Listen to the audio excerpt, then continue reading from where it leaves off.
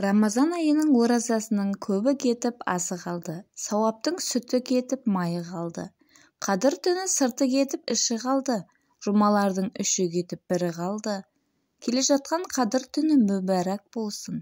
Алла разылығы үшін тұтқан оразаларыңыз қабыл болсын. Оразаның соңғы 10 күндігінде жанұяма, туыстарыма, әріптестеріме, достарыма және де барлық мұсылмандарға тілек. Бисмиллахир-рахманир-рахим.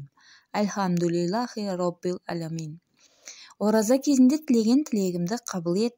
Өмір берсең бағымен бер, өлім берсең ағымен бер. Жабыққанды жұбатып, қамыққанды қуантып, астындағы тағымен бер. 4 жағымды түгелет, жығылғанды түрегелт. Бәле жала тіл көзді, сумаңдаған су көзді. Басымыздан аулақ ет. Қыздарыма ғұмыр бер, шырайлы жарқын көңіл бер. Бай қуатты бағын бер, қайсар жүректі иманды, ақ ниетті күйеу бер. Ұлдарыма ғұмыр бер, көтеріңкі көңіл бер. Инабатты ибалы, парасатты иманды, ашық жүзді келін бер. Жан жағыма шуақ бер, өз жаныма қуат бер. Денімізге саулықты, туған туыс достарға, басымызға бақыт бер.